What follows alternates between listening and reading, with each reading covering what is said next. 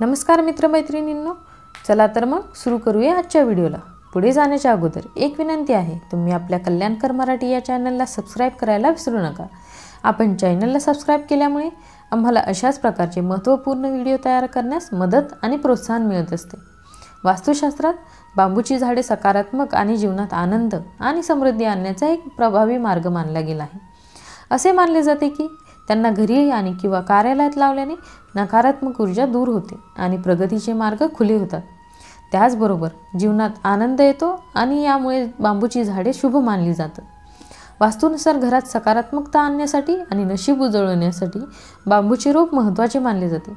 असे मानले जाते की घरात बांबूचे रोप ठेवल्याने कुटुंब प्रत्येक कामात यशस्वी होते, घरात संपत्ती आणि कीर्ती वाढते।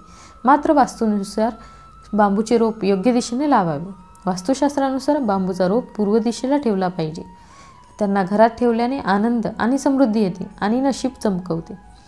बांबूची झाडे ही अतिशय शुभ मानली जातात। असे मानले जाते की जर घराच्या पूर्व दिशेला बांबूचे रोप लावले तर घरात शांतता राहते आणि कुटुंबातील सदस्यांमध्ये कोणताही त्रास होत नाही। याशिवाय पैशांची आवकही राहते।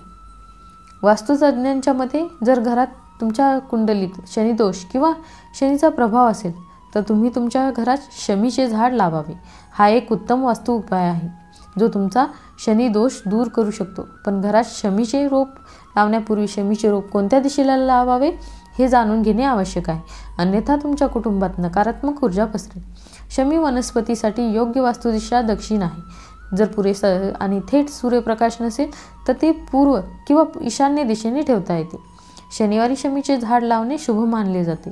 वास्तुशास्त्रानुसार हे रोप नेहमी घराच्या मुख्य दरवाजाच्या डाव्या बाजूला लावावे। यामुळे घरात नेहमी सकारात्मक ऊर्जा येते, ज्याचा आपल्या कामावर चांगला प्रभाव पडतो। संध्याकाळी शमीच्या रोपाजवळ दिवा लावून त्याची पूजा केल्याने आर्थिक स्थिती मजबूत होते आणि कुटुंबाला पैशाची कमतरता भासत नाही। व्यवसाय आणि नोकरीमध्ये प्रगती करण्यासाठी घरात शमीचे झाड लावणे शुभ असते। जर तुम्ही एखाद्या शुभ कामासाठी घराबाहेर जात असाल तर शमीला पाहूनच घराबाहेर पडावे। ज्या कामासाठी जात आहात त्यात तुम्हाला यश मिळेल। शमी वनस्पती दैवी आणि अतिशय पवित्र आहे, त्यामुळे लागवड करताना स्वच्छ मातीच वापरावी।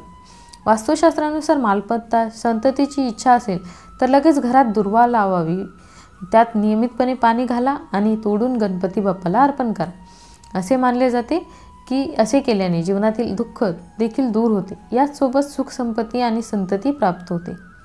वास्तुशास्त्रात लाजऊच्या झाडाचे रूप खूप महत्त्व आहे। या झाडाला घरात लावल्याने आणि दररोज पाणी दिल्याने राहुदोष दूर होतात। राहुदोषामुळे कुटुंब कलह, आर्थिक आणि नुकसान, आजारी आदी दोष निर्माण होतात। मनी प्लांट हा शुक्राशी संबंधित मानला जातो, जो शारीरिक सुख, जीवनातील प्रगती, प्रसिद्धी इत्यादींचा कारक आहे।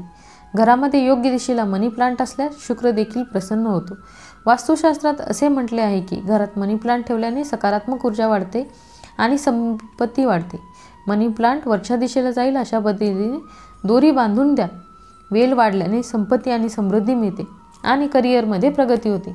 मनी प्लांटची वेल जमिनीवर राहिल्यास आर्थिक नुकसान सहन करावे लागते आणि समृद्धीमध्ये अडथळे निर्माण होतात। मनी प्लांट नेहमी दक्षिण पूर्व दिशेला ठेवावे। भगवान गणेश हा देव आहे, या दिशेला राहतो आणि कल्याण आणि समृद्धीचे प्रतिनिधित्व करतो। या दिशेने वृक्षारोपण केल्याने आशीर्वाद मिळतो।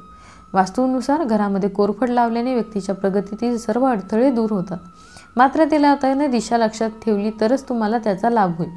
कोरफड योग्य दिशेला लावल्याने देवी लक्ष्मी घरात कृपाळू राहते आणि व्यक्तीला कधीही धन, वैभव आणि सुख याची कमतरता भासत नाही। कोरफड पश्चिम दिशेलाच लावावी, कारण पश्चिम दिशा ही सर्वोत्तम मानली जाते। असे केल्याने जीवनात प्रगतीचा मार्ग खुला होतो, तसेच घरातून आर्थिक संकट दूर होते। जास्वंदीचं फूल म्हटलं की आपल्याला डोळ्यासमोर सर्वप्रथम येतात ते श्री गणेश, कारण गणपतीला हे फूल विशेष प्रिय आहे। वास्तुशास्त्रात या फुलास विशेष महत्त्व दिलं गेलं आहे। वास्तुनुसार घराच्या पूर्व किंवा उत्तर दिशेला जास्वंदीचं झाड लावल्याने घरातील वातावरण चांगलं राहतं। जास्वंदीच्या झाडामध्ये घरामध्ये धनधान्याची कमतरता भासत नाही। वास्तुशास्त्रात या दोन्ही शास्त्रामध्ये जास्वंदीचं झाड हे शुभ मानले गेले आहे। घरात नकारात्मकता आणि समस्या जाणवत असतील, पैसा टिकत नसेल, तसेच अशांतता असेल तर जास्वंदीचं झाड घरामध्ये लावल्यास काही करमत नाही। मंगळदोषाला जास्वंदीचं झाड प्रिय आहे, त्यामुळे मंगळदोष कमी करण्यासाठी हे झाड लावू शकता. घरातील दारिद्र्य दूर करण्यासाठी बेलाचे झाड लावावे. यामुळे लक्ष्मी देवी प्रसन्न होते. जिथे तुमची संपत्ती ठेवली असते तिथे बेलाची पाने ठेवू शकता. यामुळे घरात सुख नांदेल. वास्तुशास्त्रानुसार घराच्या उत्तरेकडे किंवा पूर्व दिशेला आवळ्याचे झाड लावावे असे मानले जाते. जर या वनस्पतीची नियमितपणे पूजा केली तर जीवनातील सर्व समस्या दूर होतात. त्याचबरोबर ज्या काही इच्छा असतात त्याही पूर्ण होतात. तुळस ही सगळ्यांच्याच घरात असते. ती खूप आयुर्वेदिक आहे. तुळशीत खूप ताकद आहे. परिवारावर येणारे संकट देखील ते झेलू शकते. जर तुम्ही अजूनही तुळस लावली नसेल तर नक्की लाव. चला आता बघूया कोणती झाडेही नाही लावली पाहिजेत. वास्तुशास्त्रानुसार उंबराचे, वडाचे, पिंपळाचे झाड घरासाठी अशुभ आहे. त्यामुळे घरात गरिबी येते. दुसरीकडे घराच्या उत्तर दिशेला उंबराचे झाड लावल्यास डोळ्यांचा आजाराचा धोका वाढतो. वडाच्या झाडाला पारंब्या असतात ज्याला वाईट शक्ती लटकते. घरामध्ये चुकूनही काटेरी वनस्पती लावू नका. गुलाब व्यतिरिक्त कोणत्याही प्रकारची निवडुंग किंवा आकर्षक दिसणारे काटे असलेली झाडे लावणे टाळा. अशी रोपे लावल्याने घरात नकारात्मकता वाढते. घरामध्ये कधीही सुकलेली झाडे लावू नका. अशा वनस्पतींची घरात लावून केलेली कामे खराब होतात.